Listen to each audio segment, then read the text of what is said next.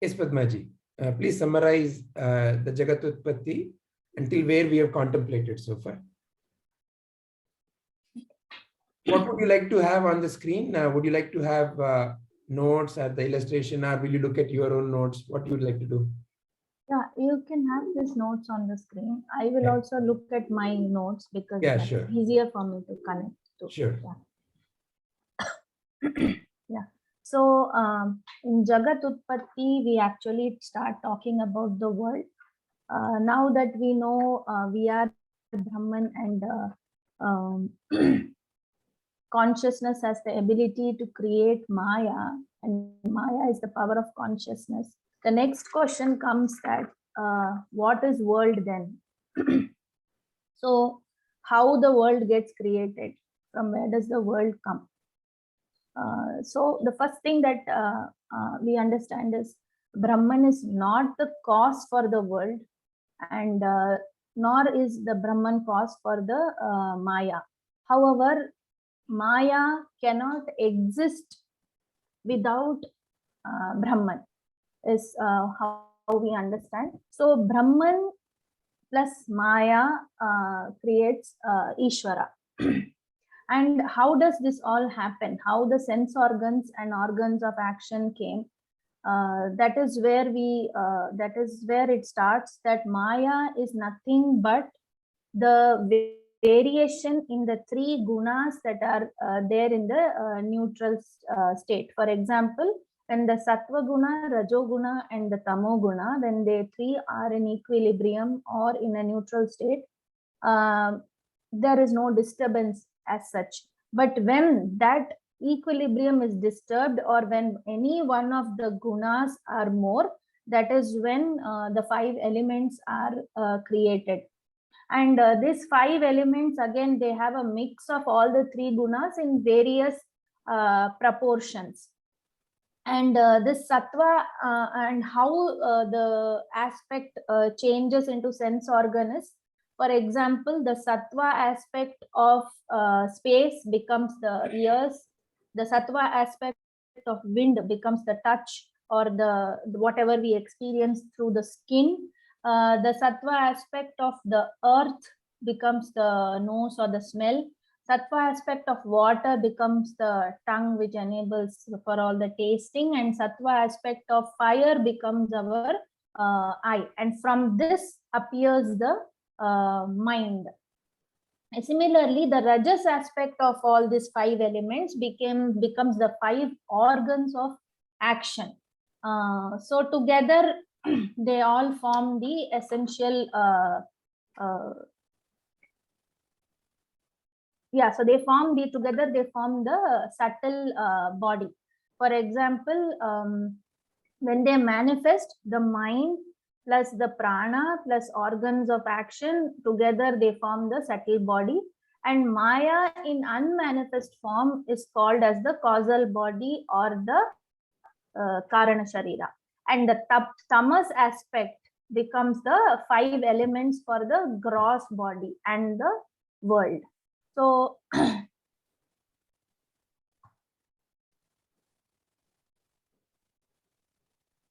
yeah, so the subtlest form of this becomes the space, and slightly grosser and heavier becomes the wind, fire, water, and earth. And our body and world are formed of these five elements essentially. So world is a thought, is another thing that we understand, and thought is Maya, and space is the gap between the two objects. Space is also a thought, time is also a thought. So essentially, time and space is what makes us experience what we are going through right now. Otherwise, there would be nothing. Without space and time, we cannot make sense of what we are experiencing. If there was no time and space, we wouldn't know whether it is today, tomorrow. There will be no continuity. We can't understand the continuity logically. So the next aspect is how the screen is always there and everything is appearing on that screen. So the screen is something which is constantly there, and then the characters appear on it, the projections are happening on that screen, and the various characters appear. For example, in that screen you can see that three things are appearing. One is Jiva, then the world, and Ishvara. So now we connect all the three. How are the three things connected to each other? So all three are essentially the same. It is made of the same material. So essentially all the five elements and all this are what makes the whole three things. So essentially we can say that all three are actually the same. So Brahman, Jiva is same as the Brahman, or the consciousness in Brahman is what is the essence of all of us.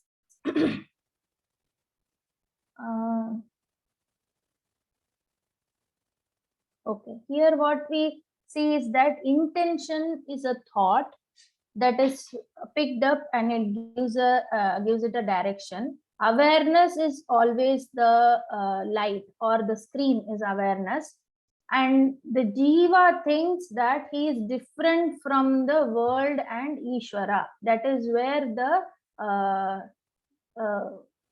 separation comes. That is where the separation comes, and because of that separation, the Jiva feels limited at all times. Whereas that is not the true nature. The limitedness is not our true nature. So it always wants to expand.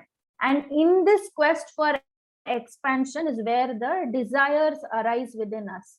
And these desires are the one that leads to the action. And then the action will give us some karma phala, and that is how it continues. The journey continues like that. Now in this, we also understand that because of this separation that is there, which is the ignorance that we all have, and this ignorance of our true nature is what creates the suffering also that we experience with every event or situation that arises in our life. So one of the example which can help us understand this better is the water, ocean, and the waves. So everything is nothing but water. So essentially Brahman is water, we can take. Ocean is Ishvara, and we are the jivas are the many jivas are the waves. So the wave is not understanding that I am part of the ocean.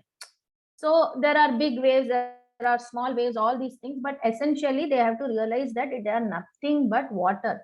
When that understanding comes to us, then there is a oneness, and you truly understand the self, and the suffering is not there anymore, because then you know that you are the eternal self, and nothing else is going to affect you, and you are just trying to act like a witness rather than get into all the things that are happening and get affected by it. All right. So essentially, you first spoke about how the world is created. Yeah. And how world is nothing but a thought. So which means that it is part of me. Now you have focused on how the so-called me, who thinks I am a jiva, is not really the jiva, is nothing but the essence only. Yes.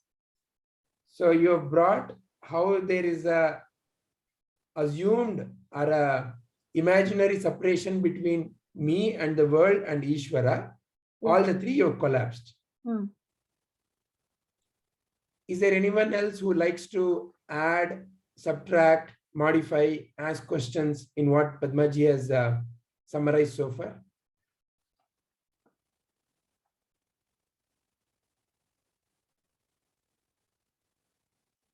So just to see the same thing in terms of some pictures or illustrations.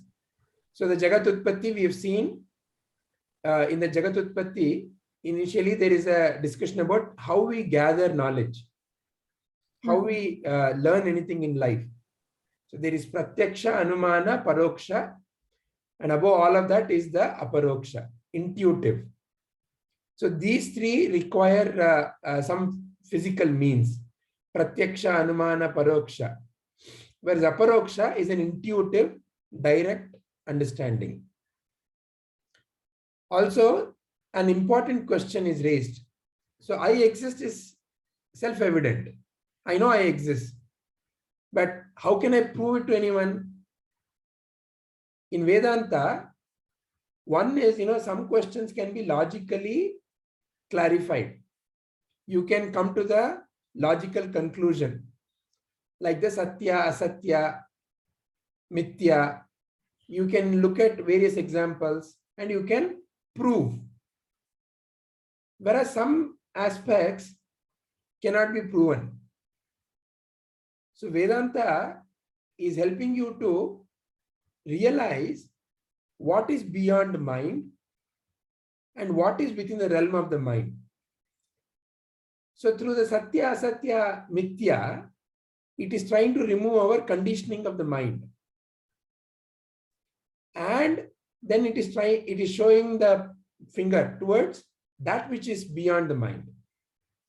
So like that, one important question raised is it possible to prove I exist? To who are you proving? How will you prove I exist? Because the body is continuously changing. So what do you call as I exist?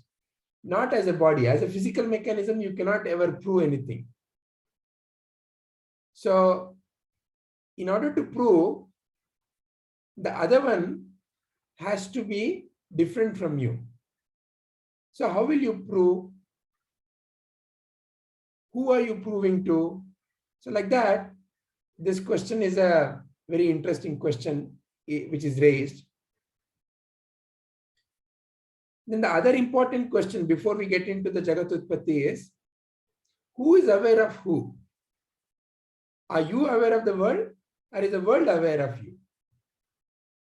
Who is seeing? You are seeing the object, or is the object seeing you? This is a very important and crucial question. Because of the Can I say both? Yes, Sir Arunji. Yeah, can I say both? There is no way to say that the other one is aware of you. Conclusively, you are aware. But like in our interaction, when we are interacting. But who is aware that the other one is aware? See, when you say, Vijayji, are you not responding to my question? Correct. That is how you are concluding. But who is concluding that, oh, Vijayji also is aware? Vijayji gave me a rational answer. Let's say you ask me, Vijayji, what is your gender? I say I am extraterrestrial. You'll think, okay, Vijayji is useless. He doesn't know. Like, for example, you ask Google a question. Google, is Vijayji a man or a woman? Google may say some nonsense answer. Then you will conclude that Google doesn't know the answer. So you are the one who's concluding whether the answer is acceptable, not acceptable, good answer, wrong answer. All that is happening by you. Yeah. And through that you are assigning labels. Oh, Vijayji knows. Oh, Vijayji doesn't know. Oh, Google is good. Oh, Google is bad. Correct. At the end of the day, both are by the information that you received inside you. You received some sound wave as a response to your question. Through that you are concluding. But who is the one who's concluding? Yeah. And you know for sure you are aware. But how can you be sure that the other one is aware?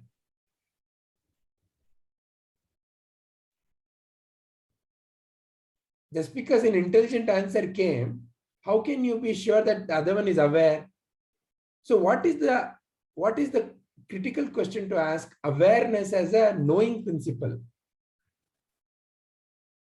Yeah, it is the inference of my awareness only. Through your awareness, you're inferring that the other one is aware. Without you, the other one is not even aware. If that answer doesn't make it is a dependent. Yes. The others are dependent on me. Yeah. And sir, can I also put it like this? Like you are interacting with me, so I think that there is some kind of awareness in you, although I cannot be sure of it.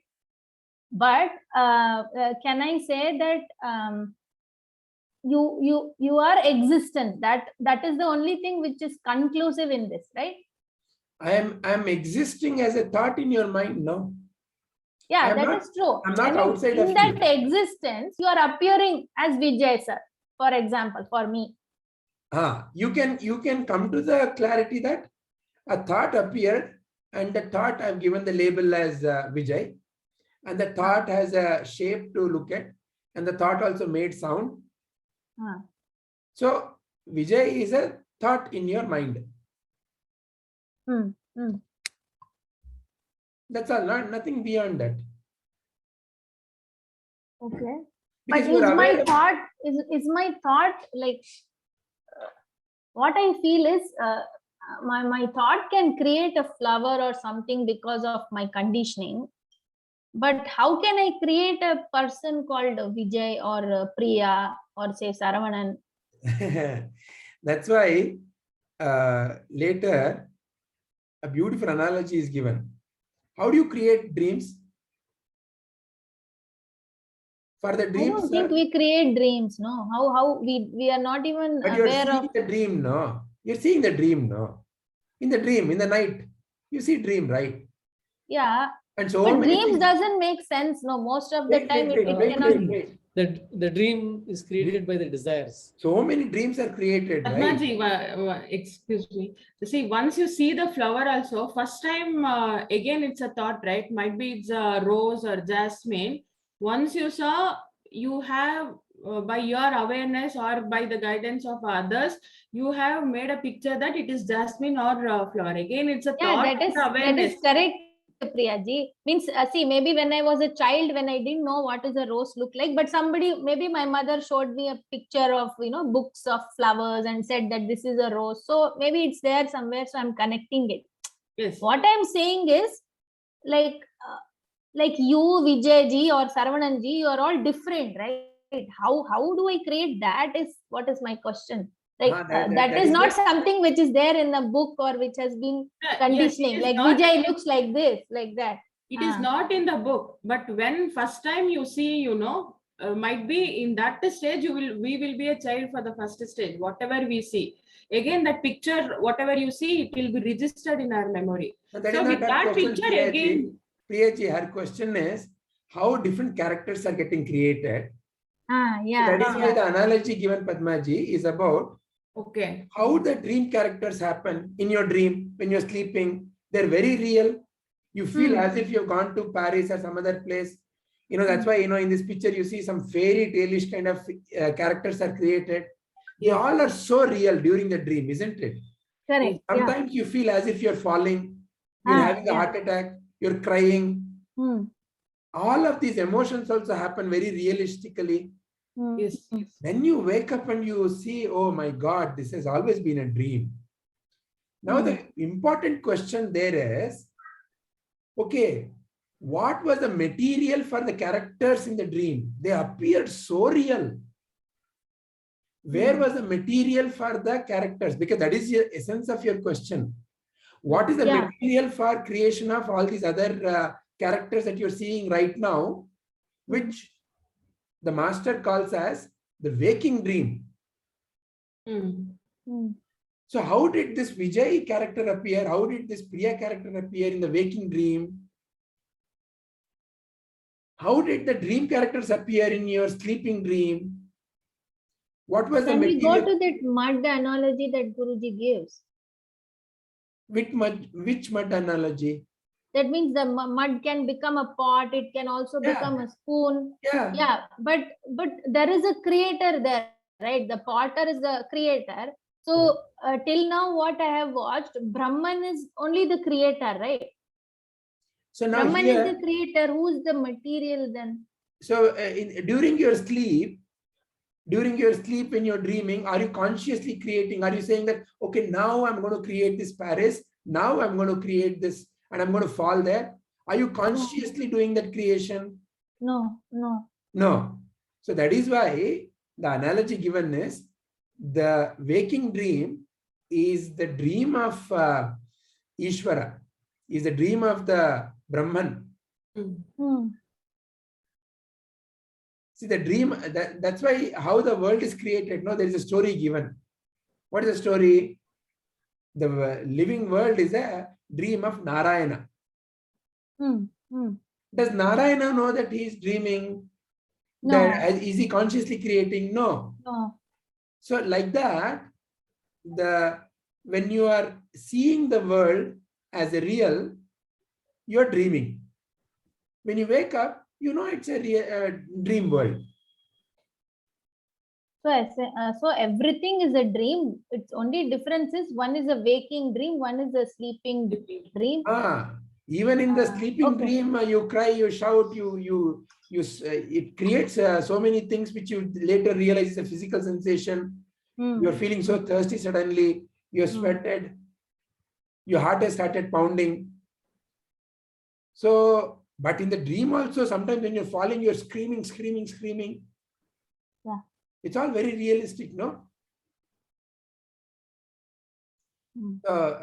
Yesterday you should have come there to the session with Prabhuji. He showed how the waking world, have you seen these 3D goggles? There are these. So when one is wearing 3D goggle, everything that is happening within that world appears so real. Correct, yeah. So he showed one video where somebody is watching something and some like a roller coaster, he feels as if he's going through the roller coaster and suddenly somebody from behind pushes him. So for you seeing from outside, you see that this person is wearing a goggle. He's just standing there and something is being seen. There's another person who just pushes him, like how, if in a queue, somebody pushes, no? Is there something that you will scream about or cry about? No. But, this person who is wearing the goggle, he becomes so fearful that, he's as if falling. He's shouting, throwing his hands up. He's terrified. Why is he terrified? Is only because he's wearing the goggles and he is not yet removed the goggles. Yeah, so he's experiencing everything. And he feels whatever the experience is going through is real, which is the fundamental illusion. That's why Guruji called it as, this body is the 3D goggle. Okay. When you're wearing the goggle, it feels like it's a 3D goggle, but with this body, it's a 7D. The movie that you're seeing is a 7-dimensional movie. The 5 dimensions are by the 5 senses, and then your mind and memory are the other 2 dimensions. So you're in a 7-dimensional movie. And so we have to remove this body, this goggle. No. You cannot remove the body. You will not remove the body. How can you remove the body? You have to realize it through your viveka. Separation is through viveka. See why all these examples are being given. Through the instrument called your intellect, you are now able to separate it and realize. Correct. See, whatever I'm seeing is like a movie that I'm watching on the screen. When I go to a movie theater, I see something on the screen and some characters appear. They fight, they cry, they shout, they run around, sing some songs. But what is it fundamentally really on the screen that I'm seeing? What is it really? What am I seeing on the screen? It's just a projection. It is just light, correct? Hmm. Different combination of light Yeah. and different combination of sound waves together has created an illusion that there is something real happening. Hmm. You clap for that hero, you shout at that villain, you feel it is all real. You cry, ayo, why is she going through that feeling? Ayo, don't cry, don't feel so bad. You cry. Why? Just for the illusion of light. Fundamentally, when you are not aware that it's an illusion by light, you feel for the characters because your mind is designed to look at the characters. And the jnana is the one which is helping you to go beyond the form and to see that, hey, it is just nothing but light. What you are experiencing is nothing but effects of light. What you're experiencing is nothing but effects of your five senses. Who is really, Priyaji right now is nothing but some light which has entered your eyes and has created a image in your brain, which is interpreted by your mind based on the memory you have. As Priya. Hmm. Right now, really, where is Priya? Where is Priya really right now? In my mind. That's all. There is no way for you to say that she's outside of you. And what is she? She is nothing but some sensation. Hmm.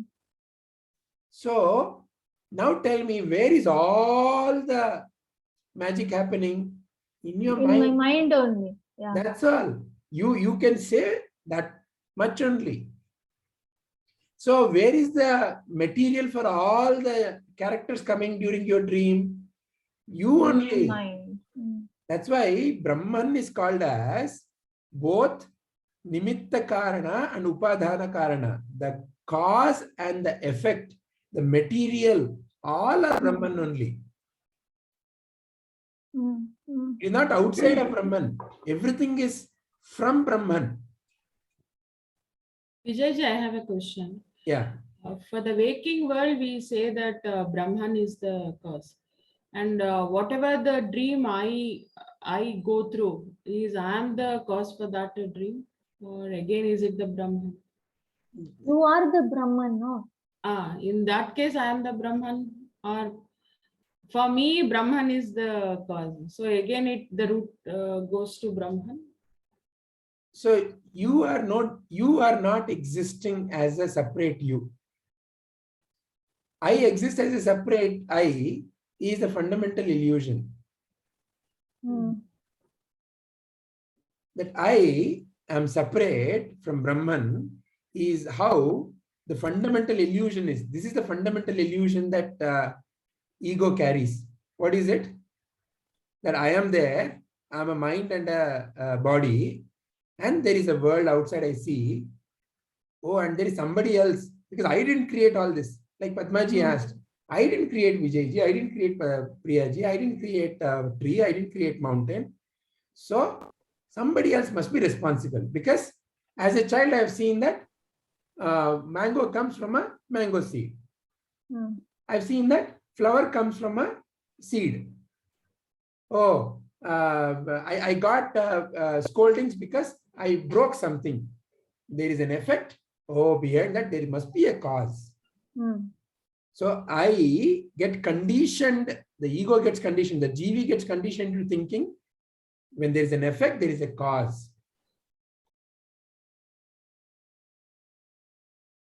So therefore, I come to the conclusion, logically it seems very correct. Logically very correct. Yeah, there is world, I didn't create, so must be somebody. So now I accept the answer, God. Somebody sitting up there. And stories go like that. God was feeling bored. So on Monday he created something, and Tuesday he created something. And later he wanted a break. So he took a break on Sunday also. So world came into existence. So like that, we believe stories. We get conditioned to these stories, and now we interpret the world in this way. So now this is the fundamental cause of the samsara. Because now this is real.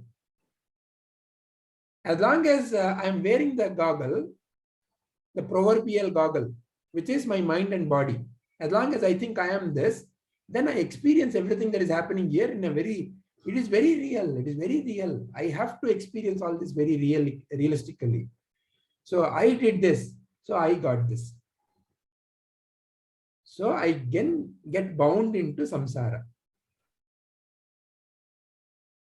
So removing the goggle means through discrimination only you can remove.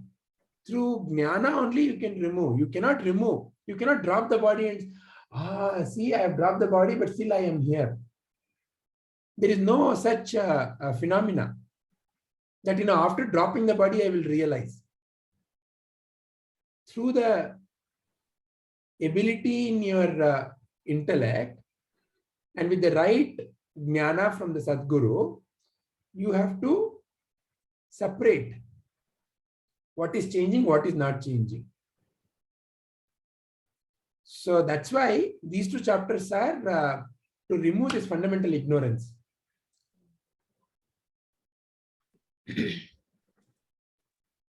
Sir, I have one. Yeah. May I? Yeah, please. Yeah. So I have one more question. Like where I was thinking about Bhagavad Gita also. So when we say that all this is a dream, then why did Guruji say in one of the videos that the universe is a university to learn and we are here to learn the lessons? What is there to learn for the jiva? As long as the jiva hasn't learned that it is a dream and how to operate in the dream, jiva will continue to be scared, afraid, worried, tense, crying, shouting, revengeful. So jiva will continue to live. That is why punarapi jananam, punarapi maranam. This cycle continues. It's a dream. So this is the ultimate realization. But until you realize it's a dream, it feels so real now. Till you realize that I feel sad because of the way I interpret in my mind. Till you came to that clarity of jnana, when somebody scolded you, it was very real. The emotion and the sensations in the body were very real. Tears would flow. Eyes would burn. It's very real in that sense. So is that what one wants to, is that what anybody wants? Is that what you want in your life? To be angry, to be upset, to be sad, to be crying? No. So you have a natural seed in you to seek happiness. You have a very natural seed because that is your inherent nature. So you have been searching for this elusive happiness. And that search has led you to this point where you're realizing that this whole thing is a dream, and now you can laugh about it.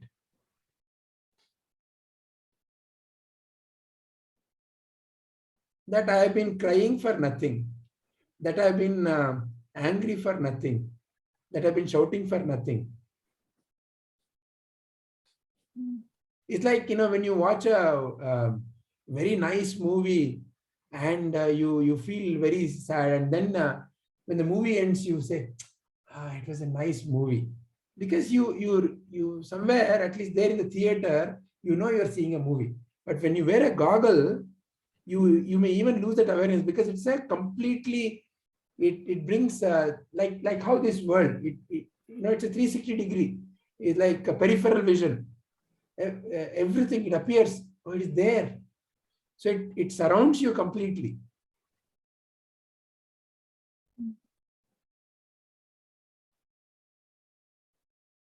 Is it bringing clarity?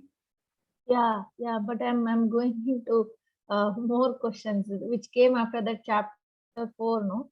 Because so if I bring that question also here, what I thought was, if again the question of that free will came, because if I am not the doer, or if I let go of even the doer shape and everything is being done by Brahman, is how I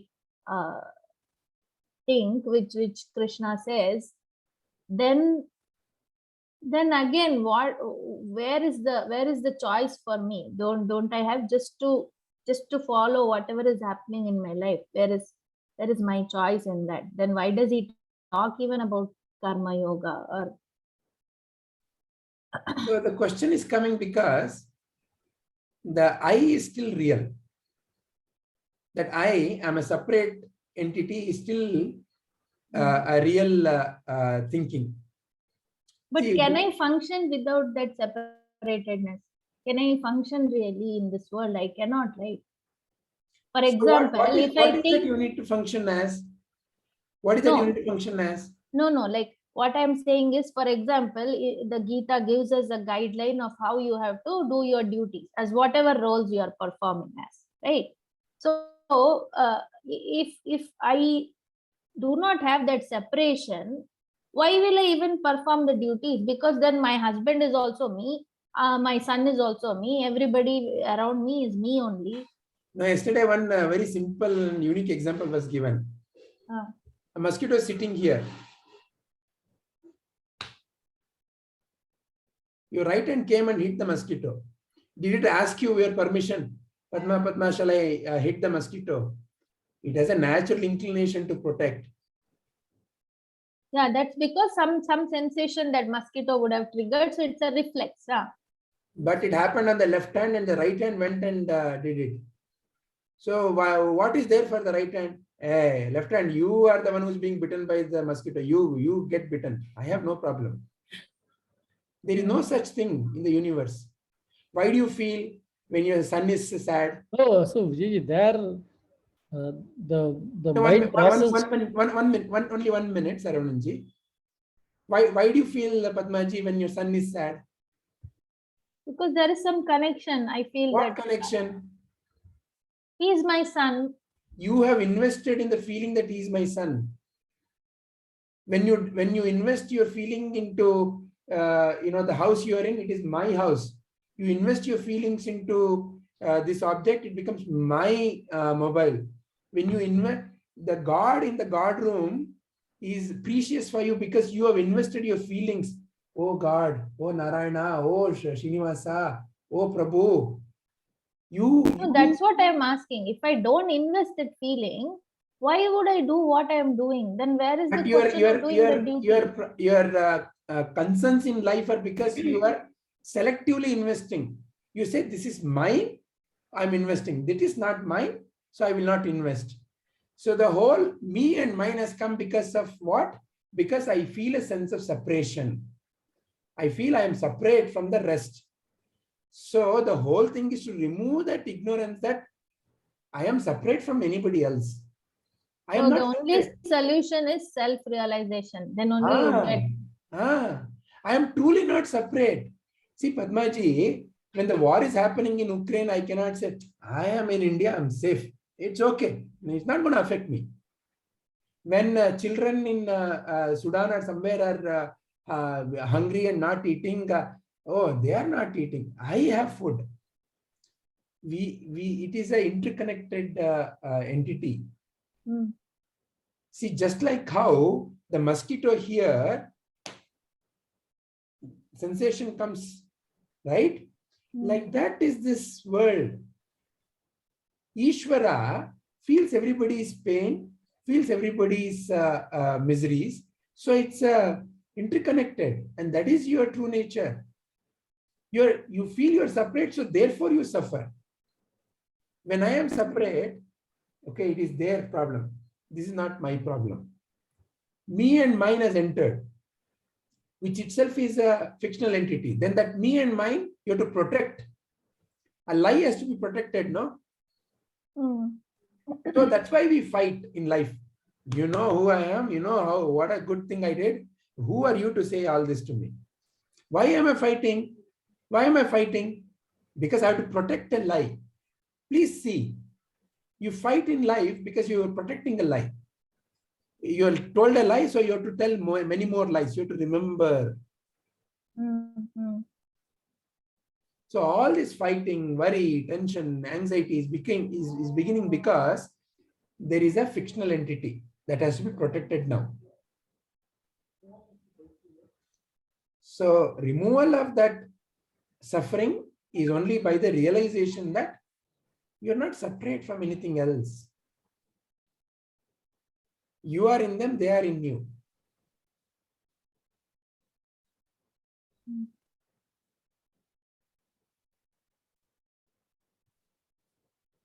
And to realize that the mind has to become peaceful enough. Therefore, Karma Yoga is given first. What we are discussing are the ultimate realizations.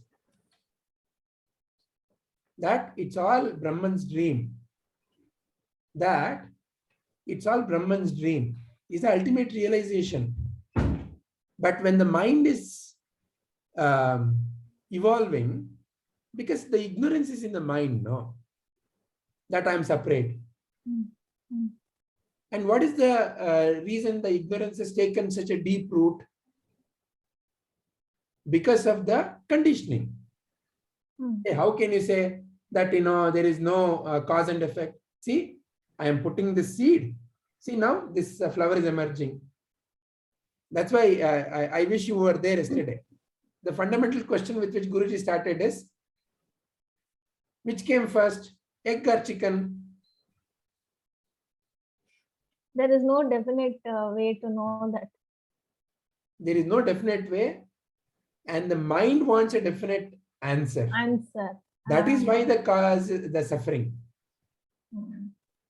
The mind is unable to realize that both can come up at the same time.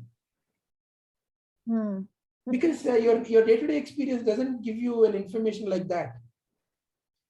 That is why it is the most magical in the mystical world, is the most magical and mystical.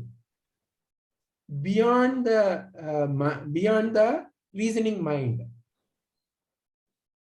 The reasoning mind wants step 1, step 2, step 3, step 4.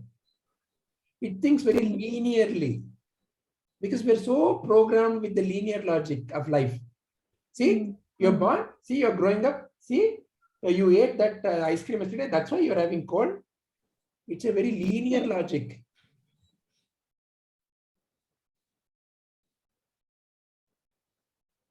So to uncondition the mind, see, it's like a simple example. We cannot discuss, let's say, engineering the classroom when somebody is in the 5th grade or the 7th grade. Correct. Because the mind has to be prepared for that.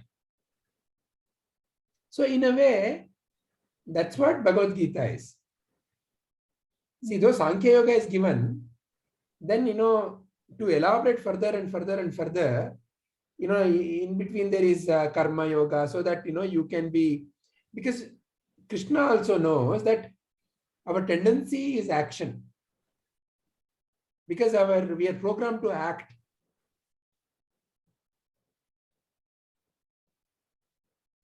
I am not the doer. I cannot keep thinking, I'm not the doer, I'm not the doer, I'm not the doer. I cannot come into that clarity by thinking.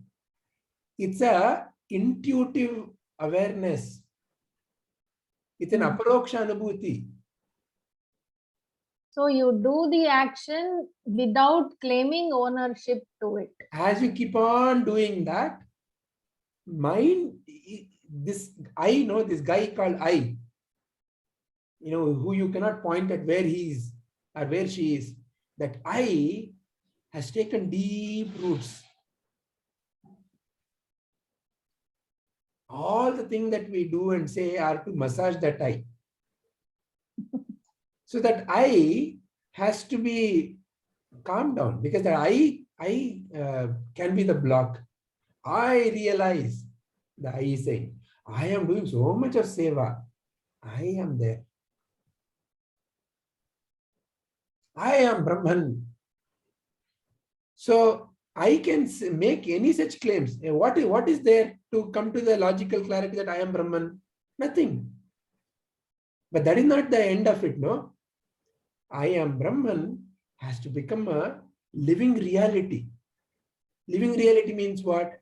I've eaten a mango is a living reality. I know the taste of it. Beyond doubt, I've come to that realization. Then, should I hit this mosquito or not will never be a question. Should I go and remove the tears is not a question. Should I do this or not do that? Should I help him or not help him is not a question. Then, in that given situation, what is the right necessary action emerges. You did not prepare yourself to be a mother. Yeah. You didn't go to any university and became a mother, but intuitively you have started living. Yeah. Though you've seen, oh, this is a good mother, this is a good mother, but somewhere deep within you know, okay, this is how I need to be right now. The answers come from within. But many a times we are clouded by the conditions. So unconditioning is what is important. All the nididhyas, manana that we are doing is to uncondition. See, Sadhguru said what? That you are not there really. Only Brahman is there. World is also an imagination. Sadhguru said, correct. But see, still the question lingers. Correct. So one is Shravana. We heard, and it, yeah, correct. It made sense. But in living reality, still the conditioning takes hold. That is why sadhana is necessary. That is why karma yoga is given. That is why bhakti yoga is given. All of these are given to who? If to the jiva. The ego wants something to do, no?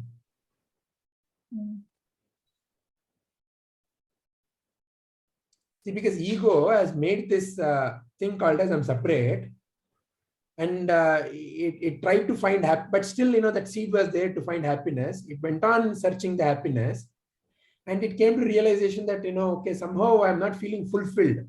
That final feeling of trupti, because that is something that you will know for yourself, right? Correct. Yeah. Nobody has to come and tell you.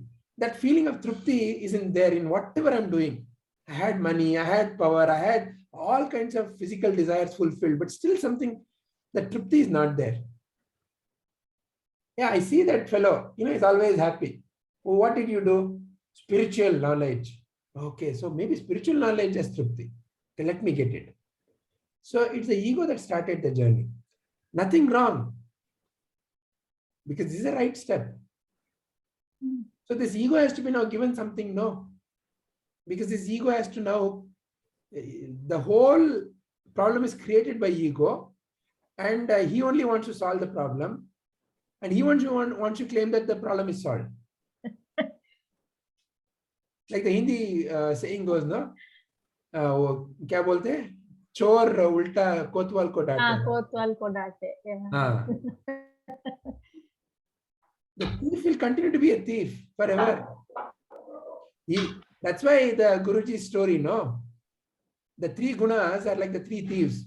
The sattva guna, I am doing all, I am talking, I am listening to all talks by Guruji, I am translating, I am doing all good work.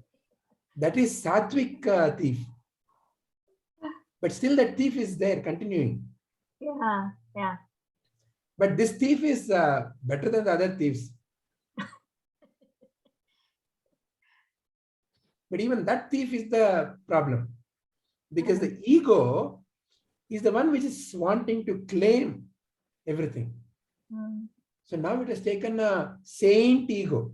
It has become a seeker ego. It has become a, now I am a evolving, spiritually evolving ego.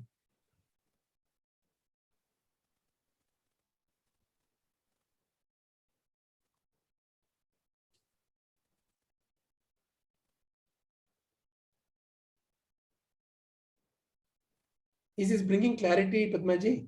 Yeah, yes, sir. Vijayji, you are telling like we were talking about oneness right now. So sometimes what happens is being ourselves will be better. Sometimes the situations also happen. Okay, I will be having the feeling that everyone are same. So sometimes when we go enter into the thing, you are telling no. So somebody is crying, you go and wipe the tears. Okay, no one should tell. This is your work. That is work. So it's this once we start thought of real this thing, so we go. So sometimes what happens is if we go and enter into the thing, so the other person may not like us entering to Yeah, the so what is the right action? You need to be aware. See, becoming realizing the other's pain doesn't mean that you will go and wipe the tear. You cannot wipe everybody's tear. How can you? Correct, Vijayji. What I'm telling is the oneness I'm telling. See, I'll be having the feeling, the other person is also having the same kind of feeling, that is fine. Otherwise, again, what happens is be yourself, then only the calmness comes. Such kind of situation also arise that is what Who knows that the other person is not having that feeling of oneness? Who is feeling that? Yeah, it's again me only. It's my thought only. So fundamentally, it's all your judgments about judgment. The other person feels like this, the other person is not feeling like this. Mm. And fundamentally, it's all your judgment about what is the action I need to perform. So therefore, action can be chosen properly. You cannot go and wipe somebody's tear just because you feel. Even when for your child sometimes can become very stubborn. And at that moment you cannot go and tell something. So you have to be aware when you will act, isn't it? Action. Yeah. So when will you, for example, when you're cooking, will you put the mustard seed at the beginning itself as soon as you turn on the flame and put the oil? No, you'll wait for the oil to heat up. Then only you'll put the mustard. Why? There's a particular order in which you need to do things. Then only the right effect happens. So like that, I have to develop that awareness. But fundamentally, see, why are you doing this? There is no other. There is really no other. The illusion that the other person is crying, but the other person is not feeling what I'm doing, is itself is an illusion. There is no other. You're not serving somebody else. It came and it knows it's part of the same. It's part of the same. Don't worry. It's okay. Yeah. So then what is the relevance of this satsanga itself? Isn't that again a concept in our mind that, I am in satsanga because I am like this and few people are like me and the rest are like that. And I also remember like I have read it in many places, even I have heard Gurudev speak about this, where he says that know that to whom you have to get attached to, or he will say things like stay away from even I mean I think it's mentioned in the Gita also, where Krishna says that stay away from this evil people or negativity or all this. So again, isn't that then again in our mind only? For example, in our house itself, I'm saying everybody is not spiritual, so I can't go and start how I describe here about what Guruji's talks mean to me, or how I apply it in my life. I cannot go and say it to every member in my house, first of all, some may not be interested only, some may listen and say, what is all this? And then there might be few who say, okay, are you really applying it? And they might even make fun of it.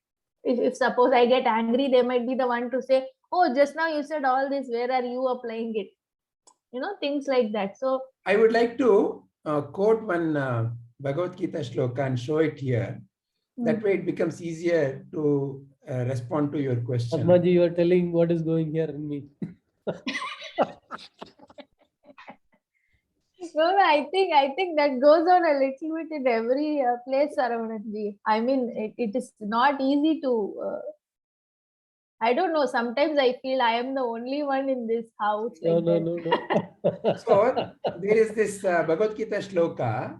Vijayji, many times I feel I should just retire and just do the satsang and be in bliss. So here, I want to bring one person in our family. He has something like this, not a close relative, distant relative. Now he moved to Chinmaya Mission Ashrama, in Ernakulam they have, right? So he moved there last October to learn Vedanta. It's a 1-year program. So he just left abruptly. He's retired, but he left abruptly one day, his wife, daughter, and everybody, and he just decided, I'm going to go there and do this. Okay, now the whole family has one weird view about him. And he will, when he calls, right, he says that, he says it to younger people now that you should not wait till how I waited for the retirement and then I went there. You should do it now. It will be really helpful. And I can understand when he says that. Okay, but then his family replies to him things like, okay, you can do that. I have bills to pay. These are the kind of things they throw back at him.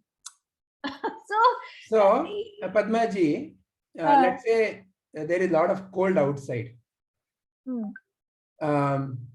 How do you protect your body from cold? Yeah, by having something warm to wrap around me or anything, sweater, blanket, there are many things. You'll wear a sweater. So now let's say you learned a yoga technique by which you can ignite your inner fire. Yeah, so I will use that. You'll use that. So one is a better technology than the other. Okay, yeah. So I don't have to be dependent on the sweater. I can have. Not everybody is evolved enough to learn the fire technique. You cannot go and teach everybody the fire technique, can you? I cannot, but I'm saying that I am the one who's created. No, probably then I am the one who's making them like that, right? In my mind, that they are not evolved. Who am I to decide that then? Correct. So that's why stop that judgment. And that's why this shloka is very important. So this is one of the Sthita Prajna Lakshana. What is this? Yada samharate chayam kurmonganiva sarvashaha indriyani indriyarthebhyah tasya prajna pratisthita. What it essentially means is, see, a tortoise, when there's a danger, it knows how to go inside. It knows how to go inside. So thereby it is naturally protected. So what it essentially means in terms of a Sthita Prajna is that, see, all this knowledge is being given to you, this jnana is being given to you, so that you know that world is of the nature of whatever it is. You are not here to change the world. World is not to be modified. But like this wonderful Kagga by DVG says, do 2 rooms in your home called mind. In one room, you play all the drama of life. Let it be your outside room. But keep an inner room where you are completely relaxed. So it is for you to decide how you want to play your game of life. If you play the game of life only by having one room, then all these happiness, sadness, and every other phenomena happens. So this is creating that this jnana is to help you to remain calm and relaxed at all times within you. But outside you may show anger, outside you may shout, outside you may cry, outside you may whatever, doesn't matter. But deep within, are you detached? So the one who is able to live like this is a sthita prajna, is a true sannyasi, is a true jnani. So why tattva bodha? Because to help you. So you are the one who is seeking. That's why you are in the satsang. And what is the value of the satsang? All this discussion. Now, when will this satsang drop? When you have complete inner feeling, yeah, it's done. When you are constantly in satsang, then every situation of life is a satsang. There is no Saturday morning 6 o'clock is satsang. Rest of the time, dussanga. So why Gurudeva says like that? When a child is still, in the stage of wearing the sweater, then the child has to be given sweater. Wear the sweater. It's cold outside. Wear the sweater. Don't be near these people. They'll spoil your mind. Go with these people. They will help you evolve. So it is for the beginning. I will not say beginning or anything. I will just say that depends upon that mind. Because there's no way to say what is beginning and what is end here. So once you have this, ignite the fire within us, no need of sweaters. That is one thing. What is igniting the fire means? It is natural. It's evident. You'll feel it. See, it is not something that, am I feeling peaceful? Tell me, am I feeling peaceful? No, my eyes are a little burning, so I'm not peaceful. So all this thinking based answer, is not aparoksha. See, that's why the different ways of knowing was given. Aparoksha means it's intuitive. It's self-evident. You have that clarity. So it will come from within. And when that happens, then you don't have to, you will also get the discrimination that should I go and even tell all this to these people. It is only by practice and experience, Padma. Correct. That's why Krishna and also we can says discriminate easily to whom what we have to say and what not to say. Now we discuss so much here, same thing what you experience, same I too experience. Each one has got interest in different fields. For example, my husband always keep watching Republic TV. So 9 o'clock means I imagine 9 people sitting, and the rest of the time IPL will be going on. So otherwise both the channels are not there, Hebbar Kitchens will be running. So just imagine when. but see. So I always think which is my time. So where is my time? So. But see, that's why for the Sthita Prajna, the world is not a problem. There is no problem to solve. I don't have to fix. I cannot fix. Yeah, you can only fix yourself. That's all. So I have to realize how to fix. See, like a tortoise, I cannot, there is no mechanism given to me to retract. But there is a inner mechanism given to me to relax. Actually, you, Vijayji, show that Tata is one again. See the attack one, this what I feel is we should come across with many such kind of situations. Then only it gives us an opportunity for us to learn, I guess. So going out and mingling with the people, or that only gives more experience, what I guess. In that context is what Padmaji said already. Why Guruji calls it as a university. Yes. Yeah. Oh, I heard Tattva Bodha from Guruji. Now I am sorted. You Yeah, go yeah, to that's how some- you feel. Whenever you Ah. listen to Guruji, you feel, aha, what nice. Destination. I am at a destination. That is also the ego. Ego says, right, I got everything now. See, I feel so peaceful when I'm listening to Guruji. My God, there is no more divine being than me. No, it is true. It is true. What Sadhguru's talk does is, it brings you this intuitive awareness. And then what a world does is to make sure that you got established in it.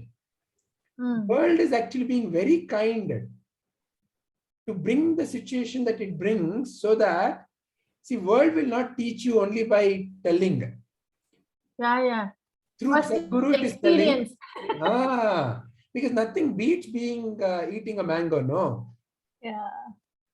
How much ever you tell mango is nice, nothing beats eating the mango. Many times I have noticed that when there are some thoughts like this arising within us, and you truly seek solutions, right? It comes in any form. Like sometimes, you open a phone and some video will pop up that is very relevant to the answer that you are seeking. So if you truly seek from the heart, I think the answer comes from some source. Again, it's you who have to identify also that Correct. it is for me. The answer is coming to me. Therefore, like the cheetah, the situation is not a bad situation. Situation is neither a good situation. Both are there to teach me and to evolve.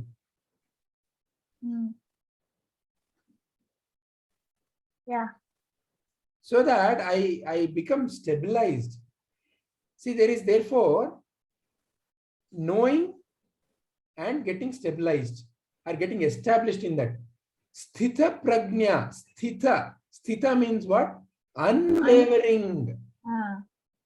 He is not wavering, which is the topic of our, after the Jiva Brahma Ekatva, the next thing is really about how a Jivan Mukta lives, realized one lives.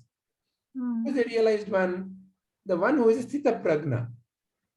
So therefore, there is, is this constitution any different? He also has a body, he also has a mind, he also has ego. But what is the fundamental shift that has happened? In the Jivi, ego is the one which is driving. That's why he is caged. He is caged by the ego. The awareness, he is not at all listening to that. He is not one with that. He is not in tune with it. And what is that, the Jivan Mukta's difference? He knows he has ego, wears it when he wants. Otherwise, he is one with. It becomes an ornament. It becomes an ornament. So for the Jivi, the thinking is I'm a body and mind. For the Jivan Mukta, falls of these identities. I'm none of that. I'm none of that. That's why the whole of spiritual evolution is about Neti Kriya. What I am not, what I am not. All the knowledge, all the jnana Sadhguru is giving is to remove the conditioning, what I am not. So what Sadhguru is doing is not giving you, here is my definition of Brahman, and remember that, and repeat that. He's not giving you the definition of Brahman. He's pointing a finger at Brahman. I should not be stuck looking at the finger. I should look at what the finger is pointing to. So through the jnana given by the Sadhguru, I remove my conditioning, what I am not, what I am not, what is not truth, who I am not. And then what remains is something beyond description. So that's the difference. Sir, in this slide, in this slide, the last one that you have written, right? Free from bondage of karma. Yes. Is this what is referred to in the 4th chapter where Guruji says that there is a non-doership? Correct. Free from even that. Like because the Jnani has come to the clear realization that that ego entity is not the doer. Because who is the one who's claiming I did it? The ego entity. This ego entity called I cooked my food for my children. The mother identity is saying I cooked. The father, the boss identity says I ran this office. So the identity is the one which is claiming the ownership of something being done. And the Jnani or the Jivan Mukta has become free of that false identities and claiming false ownership. So when the Jnani says, I'm not the doer, then Jnani will not just sit quietly. He is involved, actively involved, and using the instrument in the best possible way. But there is no claiming of ownership, because there is no one to claim the ownership in a Jnani. Jnani is hollow inside. He is no more there. He is dead to the world. Yanisha sarva bhutanam tasyam jagarti samyami. So he is dead to the world, but alive to the awareness. He is not different from awareness. These are just only words to say he is dead to the world, alive to the awareness means awareness is another object, he is another object. So he is aware, so he is thinking. That is how our mind imagines. But separation has dropped.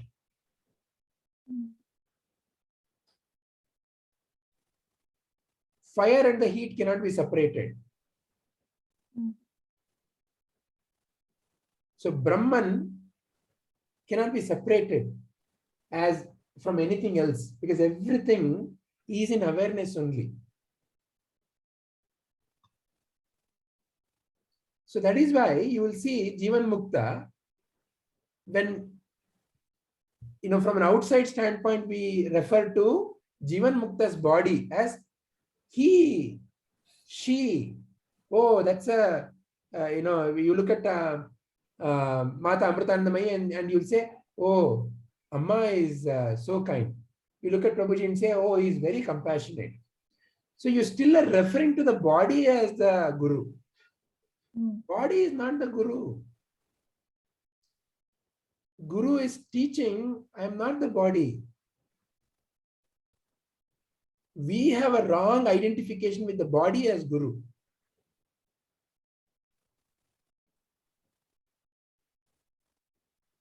That Guru is beyond the body. And that Guru constantly tells us, you are also like me. You are not what you think you are. Look at where I'm pointing my finger. Look at where I'm pointing my finger.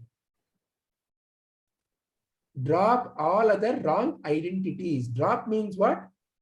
Become free from attachment to them. I cannot drop something in the mind.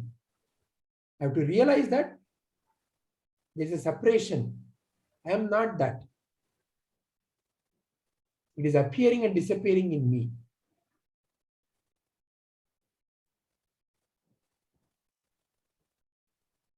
So in such a being, there is no more bondage of karma.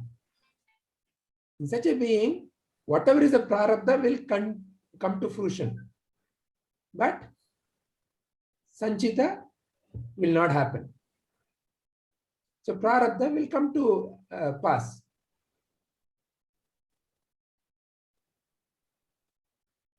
That's why the agami, here, look at the agami. Any good actions done by the jnani will be distributed to those who have faith and follow the jnani. And any bad actions done by the realized being will be distributed to those who hate and resist the jnani.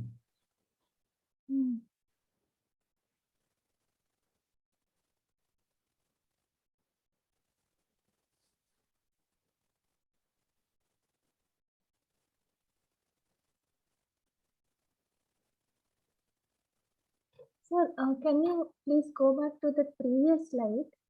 Which one? The karma. Yeah. So isn't prarabdha also the seeds from previous births? Correct. That's why the example given is, you have a bank account. You So have no, tons then of how money. is the difference between sanchita and prarabdha? Sanchita is not yet used. So that's why the example is given. In your bank account, you have $10 million. You've taken $1 million to construct a house.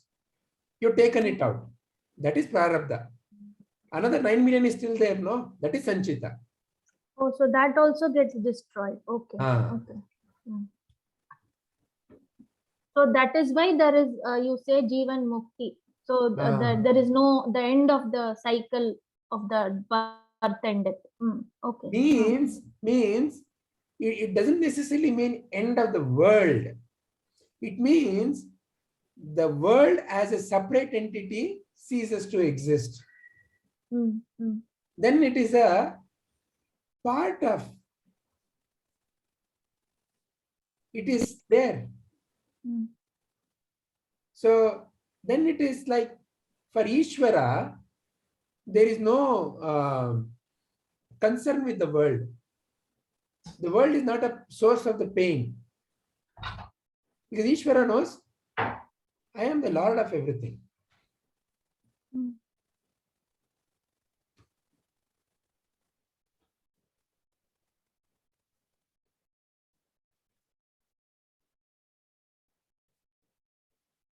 So the difference between a Bhikshuka and a king is, say I'm sitting in front of a temple and begging, give me food, give me money, give me food. And somebody comes and says, hey, you are that last son of the king. Some 30 years back, we lost. How do you know? See here the mark. And tomorrow I'm taken to the palace. And I'm given now this palace. And they say, this country, all this money, everything is yours. Will I still come to the temple and start begging? That is the difference. I was in an illusion that I am a beggar. I had forgotten that I am the king.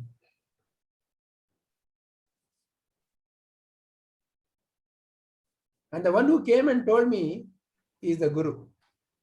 Why? Come, you actually are a king.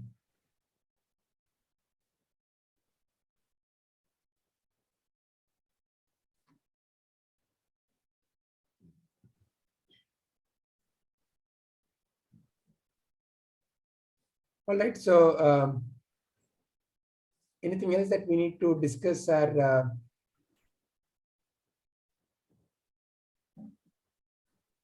Vijayji, Agami actions, could you explain in this slide? Sanchita, Prarabdha, that's fine. Agami, that. see some actions which are already done, no? So for example, that's why this example you see here. See, Prarabdha is already something that is loaded into the bow. Yeah. That is your Prarabdha. So whatever is the cause of this birth is the Agam, is the Prarabdha. It is bound to come. Okay. Okay. Prarabdha is bound to come. But so that's the reason why the great masters had some diseases which did not go away even if they are realized.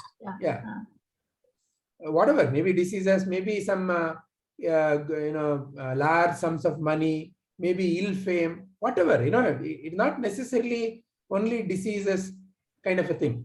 It can also be. No, that is the only example that I know of, like Ramana Maharshi and Ram. So for example, some masters have become quite rich and famous. They have large following. Some masters have a very small following. So everything is depending upon whatever the seed, the desire, and what has led to this current form. So that is how Prarabdha is. That's why it is a bow loaded in the, or arrow loaded in the bow. Sanchita is still in the bank account. Yeah. Agami is in the current one, what's been already left. Already left. See here, Agami, see it's already left the bow, Mhm. meaning something done. Deeds. And see the nature of the world or the nature of this world is such that for every action, there is a fruit. That is how it's been designed. The mechanism has been designed to be yielding fruit.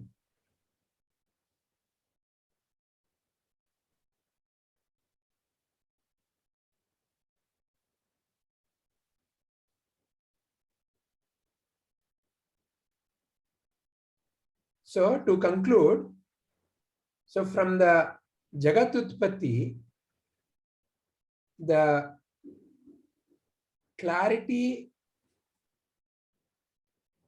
world is nothing but appearance of thoughts, appearance and disappearance of thoughts in the mind. World is nothing but thoughts, truly.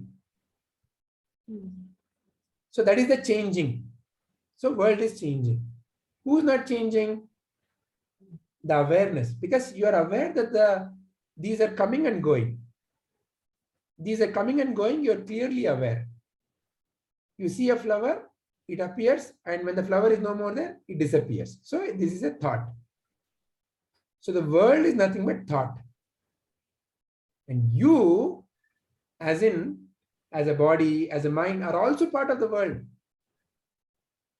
Because see, you are as awareness, you can even see the functioning of the mind.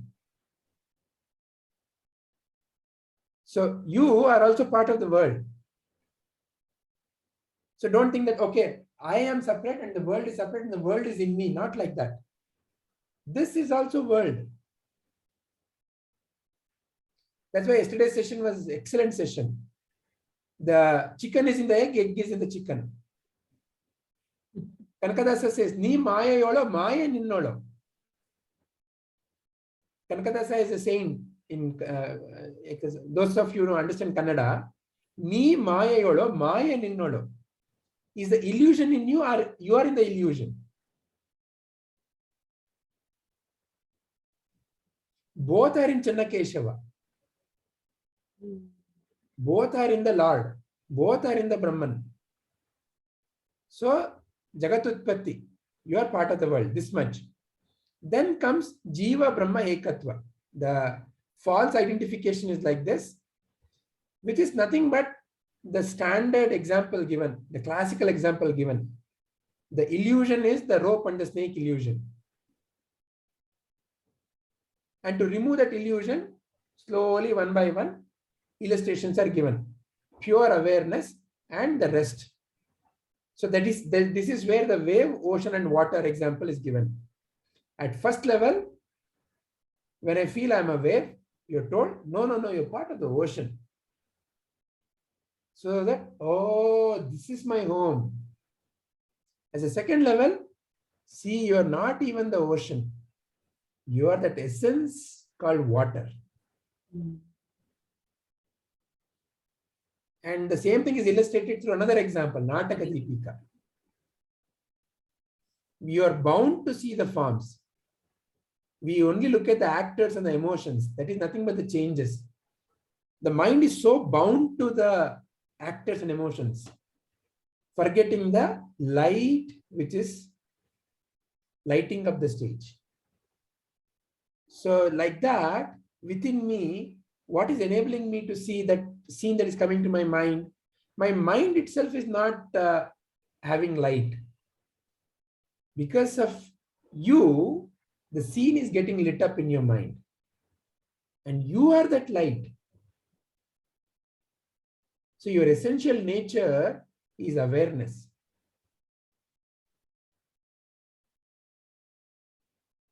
And that is what the master has been pointing at. Removing non-essential and pointing at. So with that, you can realize that all that there is Brahman only. Sarvam Khalvidam Brahma. and rest everything is appearing and disappearing within Brahman. Jiva and Jagat are nothing but changes in Brahman. Means what? The light of in the light of awareness. You as light of awareness are constantly seeing all the changes appear and disappear. What you call as my body, my mind is nothing but an appearance and disappearance in you. And you are Shuddha, Nitya Mukta. You are pure. Awareness has no contamination. Just because you have added some salt or sugar or red color into water, you've not contaminated water. Just because it is appearing red doesn't mean that water has become red. Water is ever pure. That red or blue or green or muck, nothing can affect water.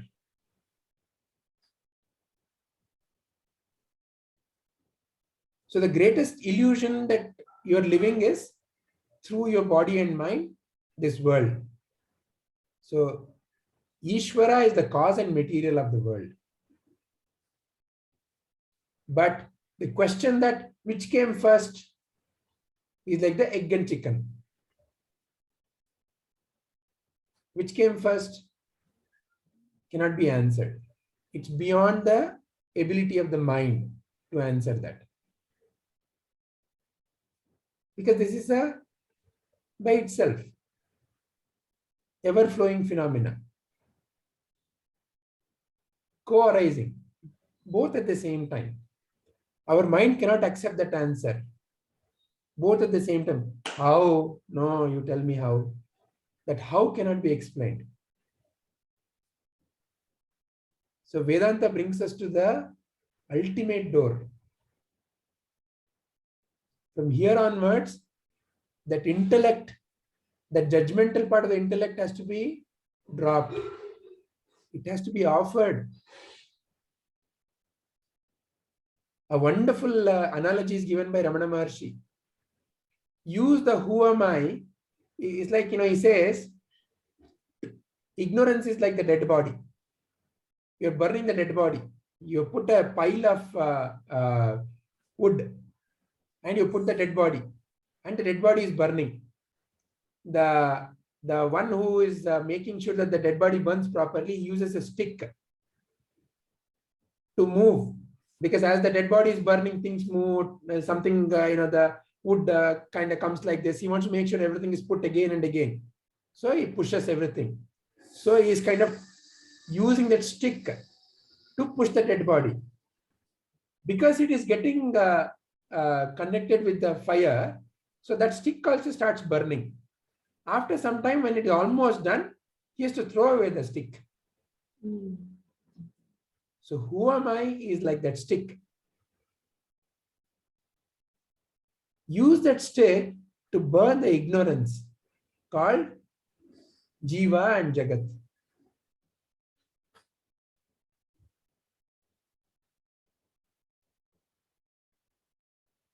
And that brings us to the final chapter of Tattva Bodha.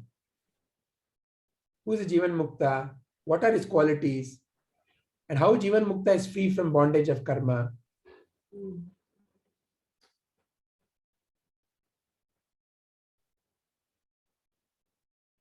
So we'll continue from here. I think each one of you, again, can, these three chapters, you can summarize it together. Even if not the last chapter, Jagat Utpatti is more like a chemistry lab. There are more of formula. This is the material, and in this proportion it comes together, and it creates this, and it creates this. So go through that. You may want to repeat it as is for now. Yeah.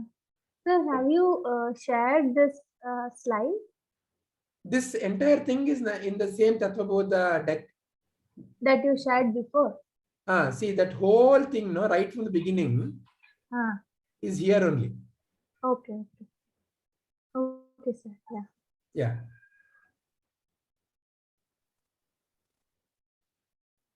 All right.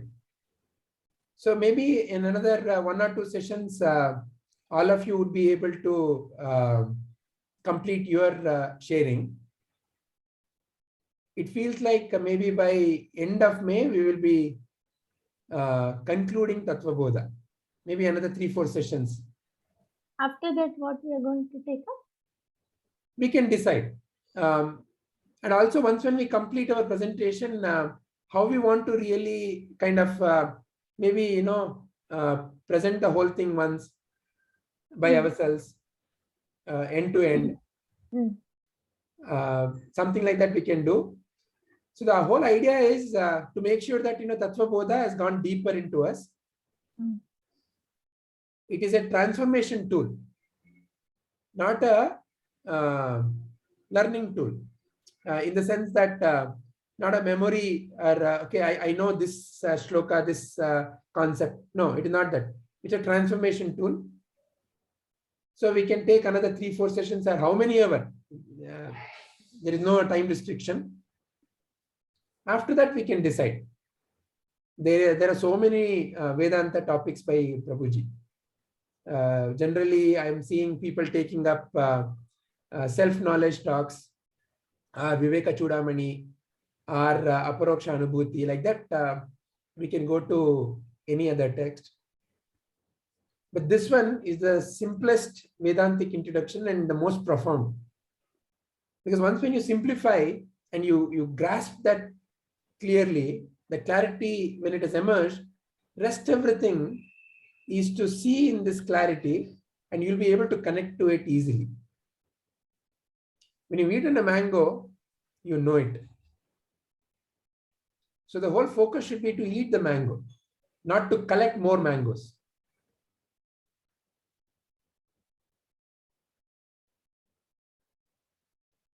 Shall we conclude? Shubhaji, you've been completely quiet. Sir, I was correlating yesterday's talk and today's talk and trying to understand better. Any question or discrepancy appearing? No, sir. All right. It's very well connected, both today's talk and yesterday's talk. Yeah, see, existence is giving us the right connections. Yeah, exactly. Brahmanda and Pindanda, that is nothing but we are the Pindanda and in Brahmanda, and Brahmanda is in Pindanda, both. It's all related to today's talk. Jagat is what we call as the Brahmanda. Yeah. See, such a big Jagat. And what is the other name of Jagat in Sanskrita? Prapancha. Pancha. Through the 5 senses, what comes is Prapancha. Sanskrit is a fantastic language. It's a language of jnana. Prapancha, that which comes into you through your 5 senses. No 5 senses, no world. World exists because of the 5 senses.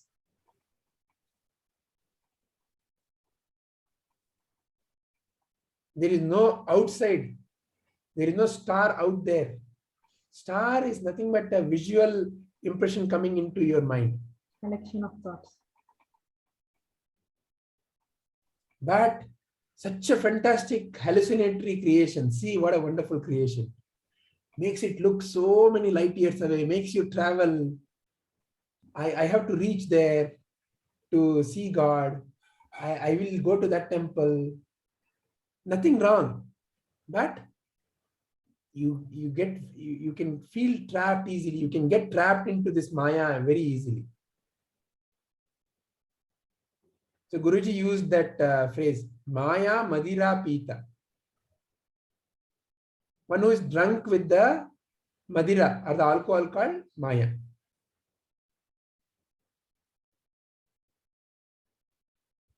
All right. Priyaji, can you please lead us? Yes. Right, Suki. Om Asatoma Sadgamaya Tamasoma Jyotirgamaya Mrityorma Amrutam Gamaya Om Shantihi Shantihi, Shantihi. Om, lead me from untruth, that is ignorance to truth, darkness to light, impermanence to, that is death to permanence, that is immortality.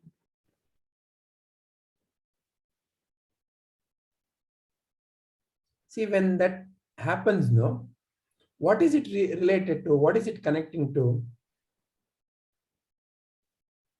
Asatoma Sadgamaya.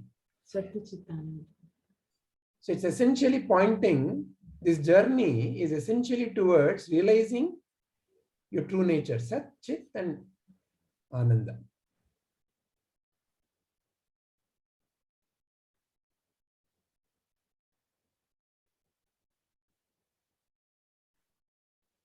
Self is the whole. Om Purnamada Purnamidam Purnat Purnamudachyate Purnasya Purnamadaya Purnamevavashishyate. Om Shantihi Shantihi Shantihi. Om, that is complete. This is complete. When completeness is removed from completeness, what remains is complete. When completeness is added to completeness, totality remains complete. Om, peace, peace, peace. When all these mental impressions are coming and going, awareness is unchanging. It's ever been complete and there is no change happening. Who am I? Nanu nanembudu nanalla Ideha manabuddhi nanalla Sachidanandatma Shivananu nane Shivoham Shivoham Shivoham. I am not the body, mind, intellect. I am pure consciousness, Shiva Swarupi. See, here is the Neti Kriya and here is the finger pointing.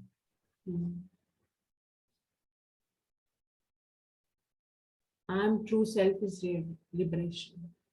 Atmadarshanam, Brahmadarshanam, Brahmadarshanam, Satyadarshanam. Recognition of self is recognition of the whole. Recognition of the whole is the truth.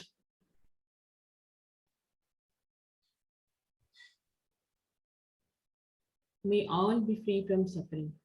Om Trayambakam Yajamahe Sugandhim Pushtivardhanam Urvarukamiva Bandhanat Mrityor Mukshiyamamrutat.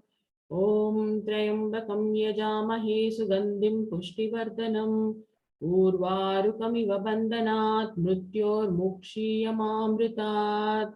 Om Trayambakam Yajamahe Sugandhim Pushtivardhanam Urvarukamiva bandhanat mrityor mukshiyamamrutat. We worship the three-eyed one who is fragrant and who nourishes all.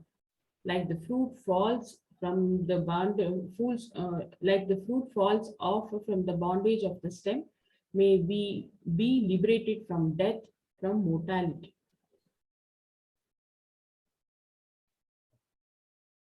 Loka samastah sukino bhavantu. Loka samastah sukino bhavantu. Loka samastah sukino bhavantu. May all beings be happy, healthy, and peaceful. Thank you very much, Priyaji. Thank you all. Thank you.